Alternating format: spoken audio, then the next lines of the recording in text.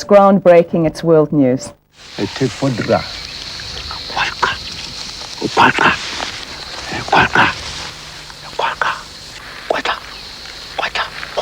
Well, I'm joined now by Linda Tucker, who's the founder and CEO of the White Lion Protection Trust. Welcome to you, Linda. We're going to be joined by Linda Tucker, who is the author of Children of the Sun God, and this is a journey with the white lions into the heart of human evolution.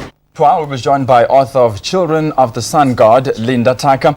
It was only after Linda Tucker was saved by a sangoma from a near-fatal attack by a pride of lions that she embarked on an entirely different life path, one that has earned her the title Keeper of the White Lions of Timbavati. Today, Craig is meeting the White Lion's biggest ally. Linda Tucker and Jason Turner formed the Global White Lion Protection Trust, whose ultimate mission is to return white lions to their homeland in the Timbavati. Author Linda Tucker is establishing the white lion as a global treasure. Joining us this morning, Linda Tucker, author of Children of the Sun God, a journey with the white lions into the heart of human evolution. It is for this reason that Linda Tucker, author of the Children of the Sun God and founder of the Global White Lion Trust, made it her objective to establish the white lion as a global treasure of tremendous value for both our environment and our culture.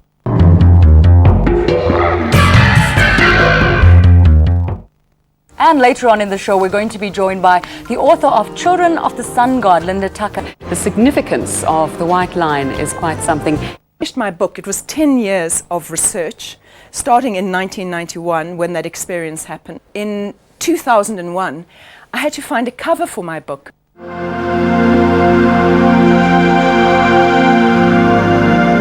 The title of the book is Children of the Sun God, and that is what they are believed to be. They're believed to be the incarnation of pure sunlight.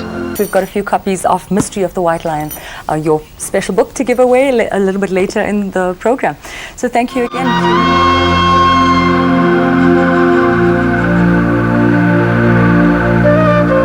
The book took 10 years to write, but once it was out in the public domain, the response was huge. You say in your book that there is nothing coincidental about the white lion. It's all significant. Your experience took place in Timbavati, and you also say that Timbavati, the place itself, is not coincidental. Not at all. Timbavati is an ancient sacred site that was acknowledged as such by those who carried the ancient knowledge of Africa. It aligns exactly with the Great Sphinx of Giza, and so it's not coincidental at all.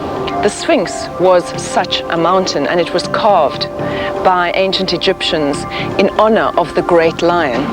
Now, if you take the Sphinx and you draw a line due south, you will find the exact place on earth where the white lions appeared.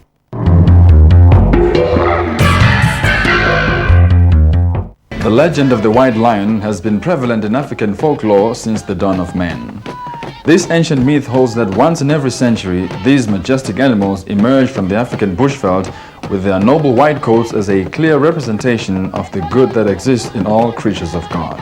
After founding the Global White Lion Protection Trust, our primary objective was to protect the white lions and also the African culture that holds the white lions sacred. It must come from God. The legends of the sacred white lions exist in most of the oral tradition and knowledge of the high priests of Africa. These oral records recount that the white lion's first appearances date back to over 400 years ago to the reign of Queen Numbi, when a meteoritic event of sorts occurred in the Timbavati region. In all cultures, in all religions, the white lion is the sun god. He is the god incarnate. He is sunlight incarnate in lion form. It is pure sunlight, it is pure light, and is there to create joy in humanity. And to kill a lion in African culture is the ultimate sacrilege. To kill a lion for money is breaking the most ancient laws of Africa.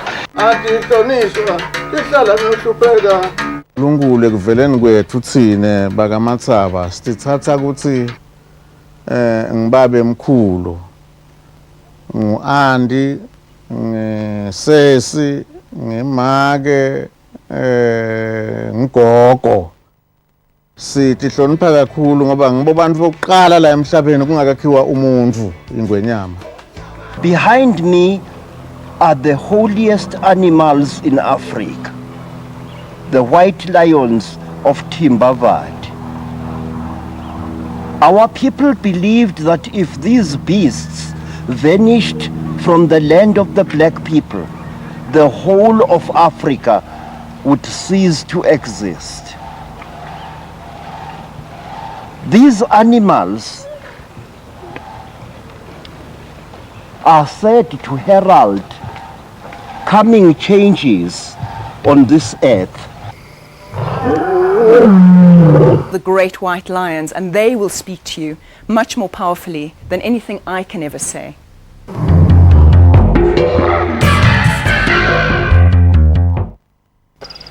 White lions are not a subspecies, and so, although they are scarce, they cannot be classified as endangered. They're regarded as mystical and magical, but also as money-spinning showpieces. Today, white lions have become white gold. Gold is the lion of metals. It's not a commodity. It is the king of the beasts. My feeling on conservation is that if there's not a monetary value on animals like Millennium over there, then why conserve them? If something can't pay for themselves, people won't look after them. Las Vegas showmen and illusionists, Siegfried and Roy, now boast a collection of 19 white lions. About 40% of South Africa's wildlife exports goes to China.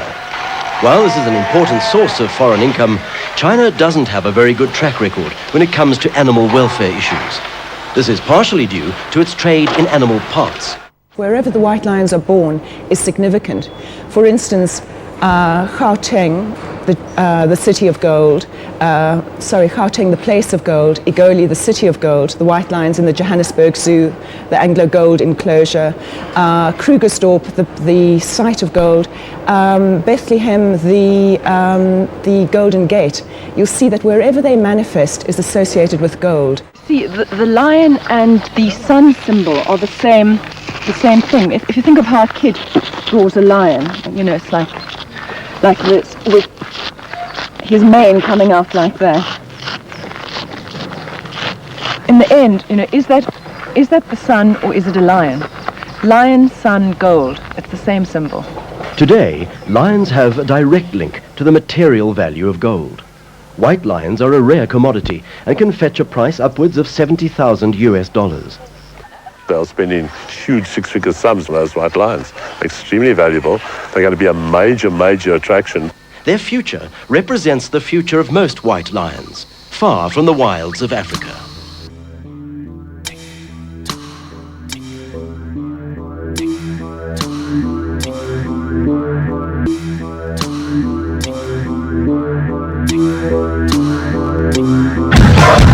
All the white lions today are in captivity. There's not a single white lion in the wild. Mm-hmm.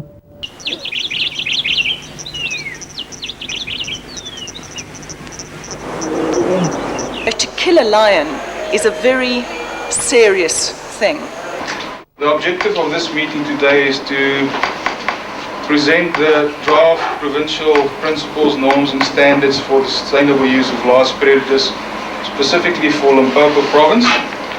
Look at one aspect of conservation in this country, and that is just the straight utilization side. There's another side which is probably more important, and that is what was given to us originally, and it's in our trust, and certainly as conservation organizations like yourselves, that you have got to look after it for future generations. We never said yes to 21 days. We said 21 days subject to further investigation. We haven't taken full cognizance of African culture behind these laws. I do not see why it is wrong to protect these sacred animals. Ons is heeltemal gekant teen sogenaamde canned hunting, en ek voel net hoe gouer dit heeltemal van die baan af is en nie eens meer ter sprake is nie beter. Canned hunting is not an event, but a process. It's a process whereby animals are taken out of their natural environment and placed in factory farms to be grown out like broiler chickens for slaughter. The laws that we are talking about here are good for those that are used to, formal hunting with permits and so on. But we are from the history of a background where our people are doing this, dog hunting on daily basis without any permit. And I guess it is because the areas that we are living in are not much protected. They are open, and as such, they felt like they do as they wish, which predominantly is because of lack of education. We are talking about all these things in isolation to them. They don't know what we are talking about. They don't know of these policies.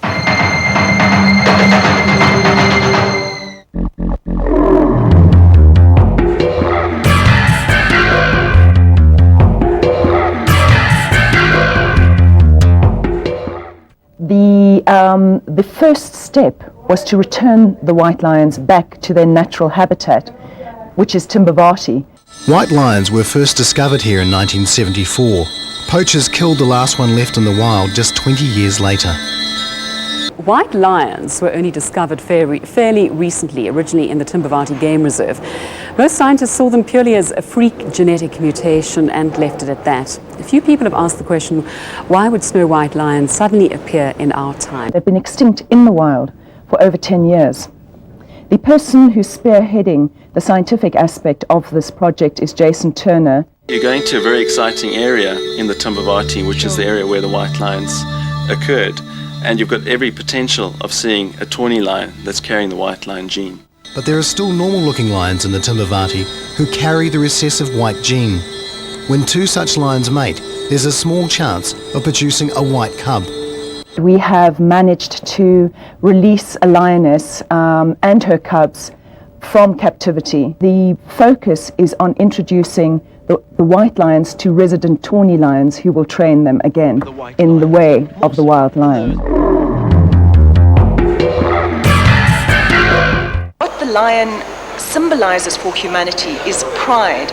Pride and respect and honor and justice and leadership. So if we treat that symbol, if we treat the lion as a mere commodity, we're actually debasing human values. The lion represents something very powerful for humanity. It's the lion heart, it's the brave heart, it's the true heart.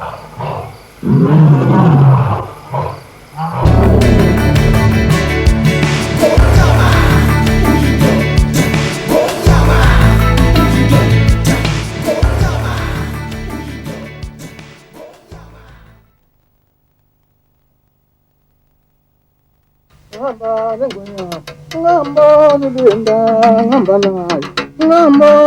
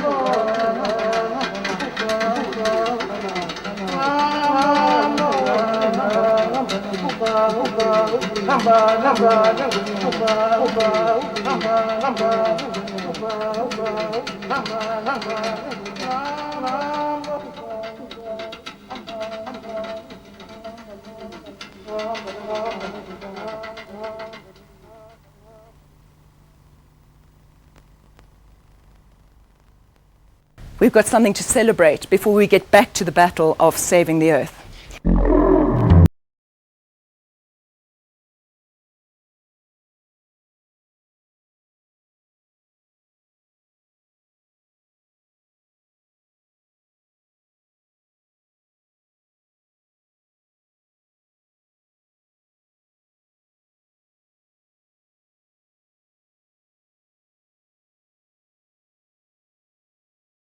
You don't say much.